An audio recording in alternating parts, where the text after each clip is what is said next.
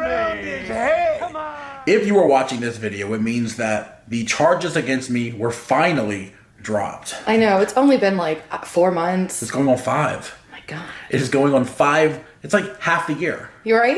It's not been something that I've been able to speak on until the charges have dropped. And as the charges are dropping, here I am finally able to talk about it. You guys, I was arrested for domestic violence, but I want to say right here, no, I did not do it. I am innocent. I did not lay my hands on Bridget. Unfortunately, it was the result of a terrible, embarrassing, drunken night that I'm still embarrassed. I am embarrassed about it. That was humiliating. He was like, you were literally beating your face in with one of the chairs. Okay, Bridget was telling me that I was like an obnoxious drunk. Yes, I'm embarrassed, but guys, I don't drink that often. Like worse than me, and I mean, you're a pretty obnoxious that says drunk. a lot. You were still my best friend, and I was still like I was having conversations, but I hadn't been with any of them. Okay, and you're telling me that you were in love with another man, and I felt betrayed. I was drunk, of course, and so was I.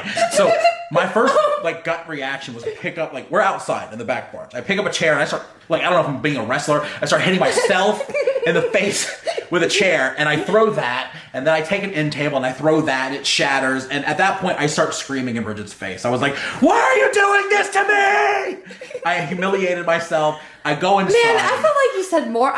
We were just drunk. I don't remember everything that I said, but I was screaming in your face. That was we'll call it that. I walked inside and I got a glass of water, and I was like, you know what? Let me go outside. I figured he went inside to grab a weapon. So here's the problem, okay? Right. Let me turn to you, okay? Why would you think? You were drunk. Have I ever hit you before, number one? And number two, why would it be with a weapon the first time? You were drunk. So that's why. It's ridiculous. You were just being a freaking belligerent and scary. I will say I was acting scary. I will say that. It's like, it could be 2 minutes, it could be 2 hours. I don't know. So I walk back outside, and Bridget is already on the phone with the police. Running up the street. She is screaming that I am coming after her. And I'm like, I'm waving my arms. I'm like, Bridget, honey, stop, please. And he's coming after me. I think you were screaming that I had a knife. I don't think I said that, but it was fuzzy. You were following me. It was just a really bad I was night. trying to get you to stop calling the police. You were just too scary, too angry. I had enough. But I wasn't. At the end of the 911 call, you say, "Oh, he wants to say goodbye. How funny!" Oh, so terrifying that I want to say goodbye to you. I only said that because the cops were there. Finally, right, to save me. Enough, dude. I'm screaming at the cops to just arrest me. I'm sitting there going, "Put me in handcuffs, bitch! Now!" The guy's like, what's the rush? I'm like, just do it! And this is where I make my biggest mistake. The cop's like, well, she's saying you hit her. I said, well, then I guess I did. I admitted that I assaulted her, and I did not. I start crying in front of the cops.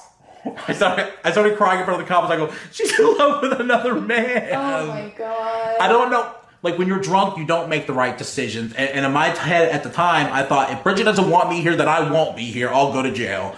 And I embarrassed myself, and I got arrested, and they sent me to the drunk tank, and that's pretty much it. I was pissed off because you're drunk, so I talk shit. I mean, it is what it is. I'm not saying that I was innocent that night. I fucked up. I screamed. I broke some shit. I definitely was acting in a threatening manner. That I understand all of that. Mm-hmm. And I'm sorry, Bridget. I am embarrassed. It was all blown out of proportion. I think the cops knew that. Look, they saw we were both just twisted. I don't want to talk about it anymore. Did I hit Bridget? No. Did I make some mistakes? Yes. And I haven't been able to talk about it, but now I can because they are dropped. But no, I'm not a woman beater, and I'm glad to get this behind.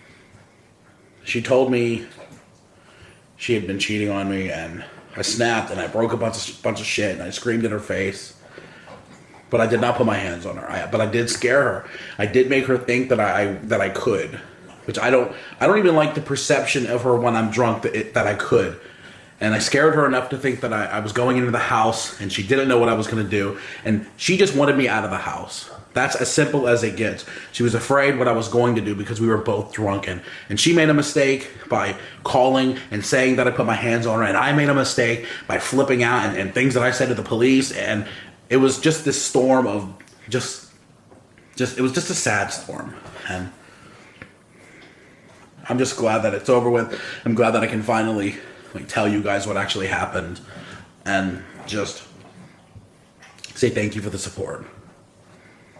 And I'm gonna need some more support because, as you guys have known, since January, we've been going through these marital problems, and it's led to the point where, my stuff is packed over here. My stuff is packed. I got couches and stuff moving into my new house, and I don't know what my life is without Bridget and seeing my kids every day. I don't know what that life is, but I'm about to find out.